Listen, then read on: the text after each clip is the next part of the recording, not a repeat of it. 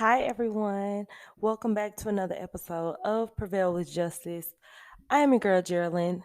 How are you doing today, friend? Hmm? Is the sun shining or is it a little rainy? Even with a little rain, guess what? You got to learn how to dance in the rain. Because without a little rain, you ain't going to have no flowers to bloom. You ain't going to have no grass to grow. You ain't going to see no rainbows. So we got to have balance, okay? We got to have balance. Today's topic is, of course, you know this by now by the title, but you are what you consume. Geraldine, you are what you eat. If I eat a bunch of peaches, I'm gonna look like a peach. Yes, girl, sir, ma'am, Mrs. You are what you consume. Not just what you eat, but also what you ingest on a daily. You are what you listen to. You are the conversations that you have, the people that you listen to, the messages that you consume, the books that you read, the images that you ingest on a daily basis. You are a product of all of those things. All right. So, with that being said, I want you to think about how you feel in your own body. What are you thinking about? What do you feel when you are sitting with yourself? What do you how do you perceive life? Like how are you viewing things, right? And I want you to think about the people that you talk to the most.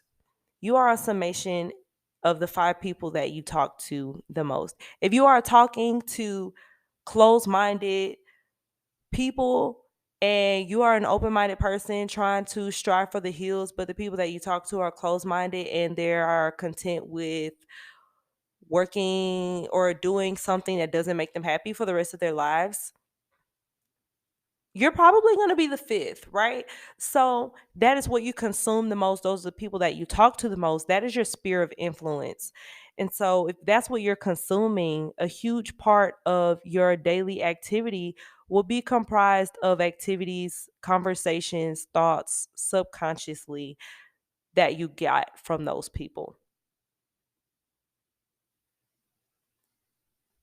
The music that you listen to, oftentimes vastly determines your mood, vastly determines how you feel. And so I think now with social media literally taking over for my generation, it is very important that we monitor our input.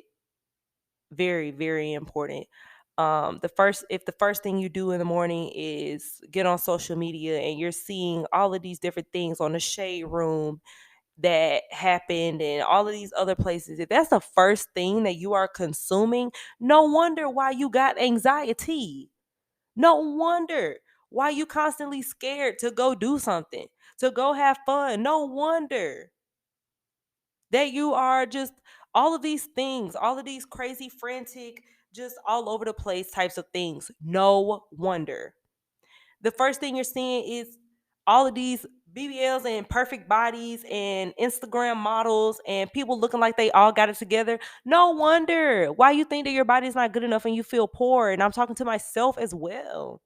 And I know that I'm not.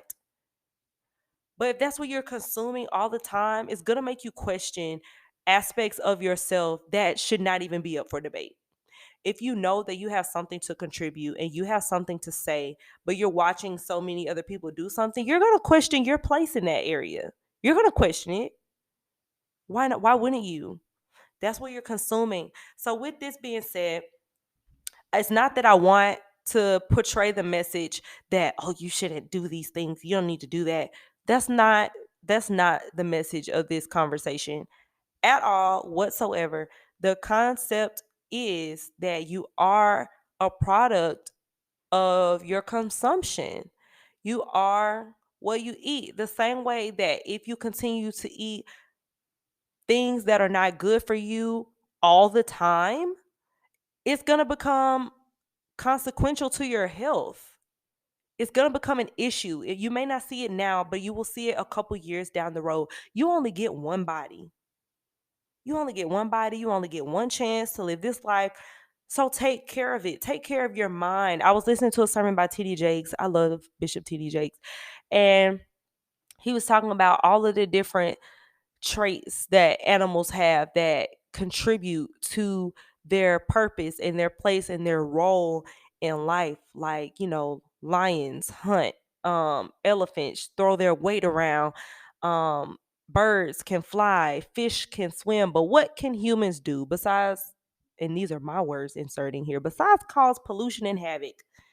All right, what can we do? And he was saying that God gave humans the mind. We are the most conscious species, and I know that from my studies. And so we have to use our minds. And because there's such a warfare on the usage of our minds, the power that we have, the abilities that we can, the potential that we have to see through, there's a warfare on the usage of that, right? And it's coming through what we consume. If you are constantly looking at this phone all the time, always looking at the computer screen all the time, and you are consuming 90% of the time, you're not fulfilling anything. You are not fulfilling anything. And I want you to be mindful of that when you're, and it's not to say that like you shouldn't do anything, but if 90% of your time is spent consuming, at what point are you going to produce more than 10% to move you up somewhere? 10% of production is not going to move anything. It's not going to move anything. In time, it could, but it's like, not really. It's not anything. If you're spending 90% of your time consuming, like, let's just be for real. 10% of your time is spent doing something, and 9 times out of 10, you're doing something for somebody else. Hello, where's your contribution? I need you to do a little bit more than that. I'm gonna need you to do a little bit more than that, okay? You can start at 10%, but eventually I need you to take it on up. Okay? 90% of people die with only tapping into 10% of their potential. We gotta be better than that.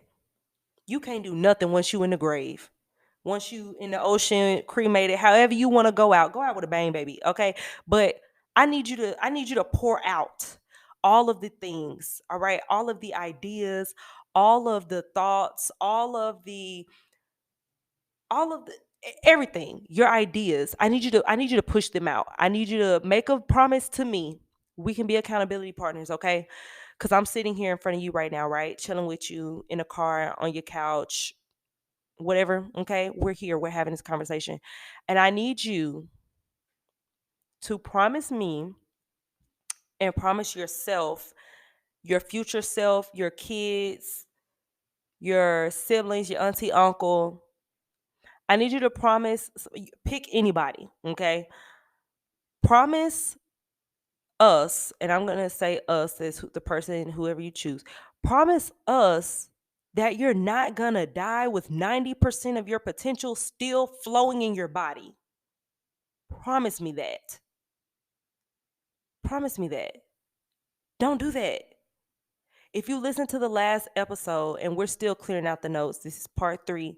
If you listen to the last episode, we talked about using what you have. If all you have is a dollar and a dream, shout out to J. Cole. If all you have is a dollar and a dream, I need you to go use it. Okay? Sell the dream. Sell it to somebody that's going to pay the price. If all you got is a dollar and come on, learn how to flip it.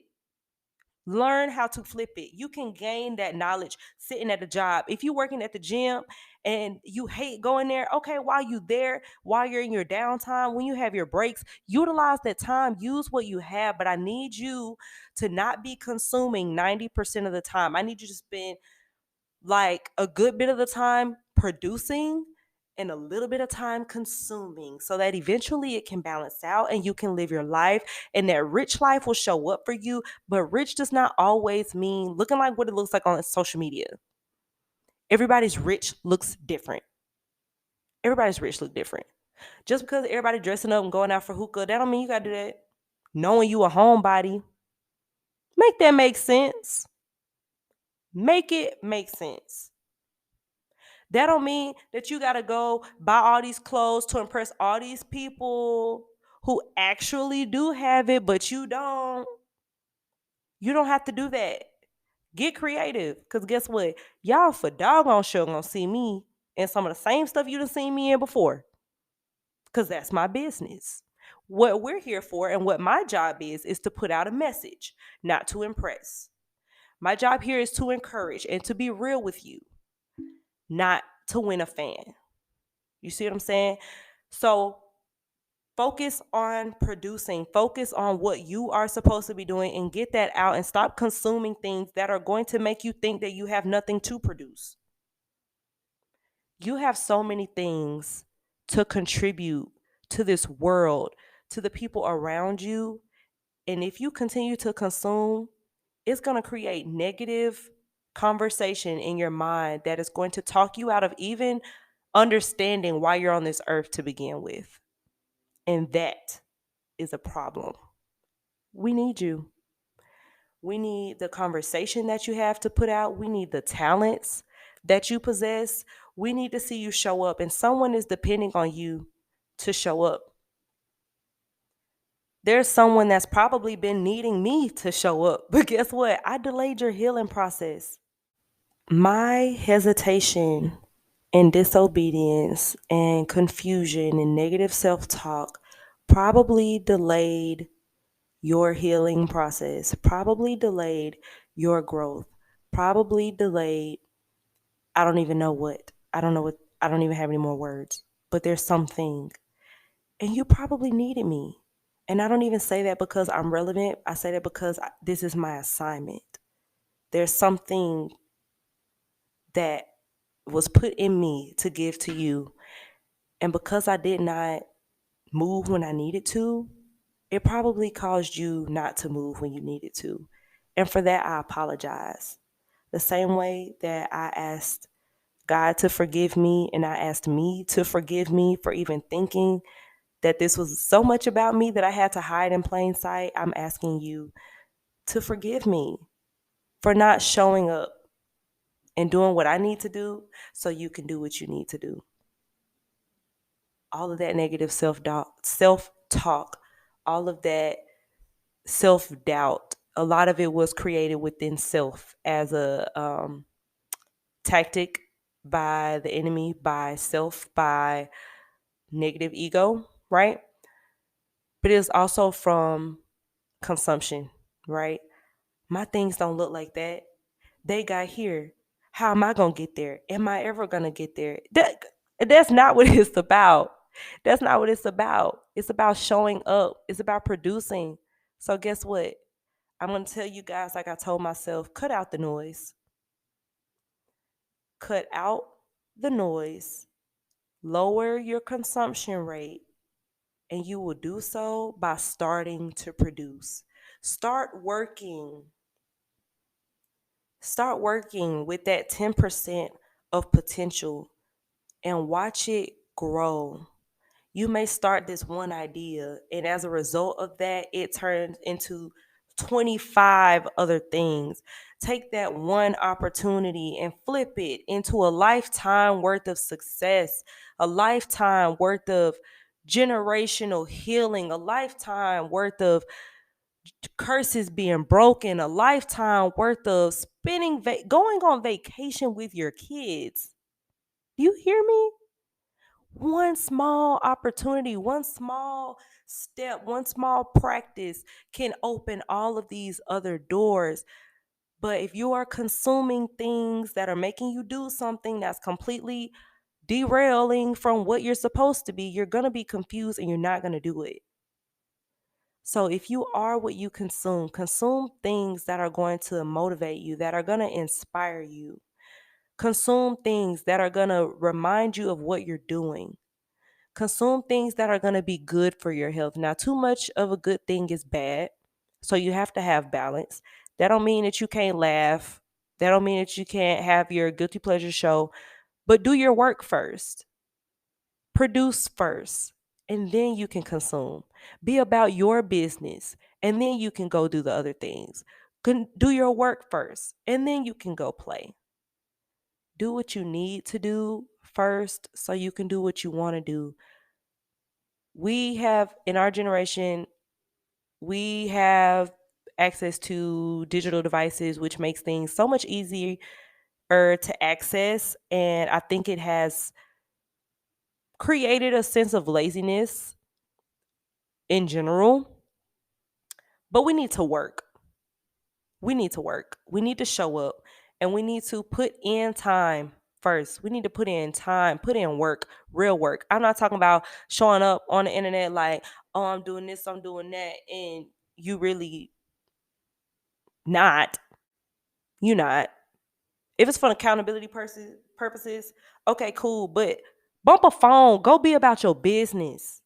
Go get in the field. And I'm not saying get in the field like get in the field because listen, let me tell y'all, whenever people in the Bible received their blessing or the answer to their prayers, where were those people? Working. They was in the field working. They was working. So guess what? Go work. Go be about your father's business. Go be about your business. Focus on that. And you will see that you will get exactly what you need when you go do what you need to do first. Your needs will always be met, but go do what you need to do. Okay? That's all I got for y'all this episode. Please, please, please like, share, tell a friend, and don't forget your promise to yourself, your promise to me that we are going to do what we need to do. All right? We're going to do what we need to do. This is the time, this is the year. We're going to do what we need to do. All right? So, that's it. That's all. And always remember that where the spirit guides, the mind creates. And where your mind goes, the body follows.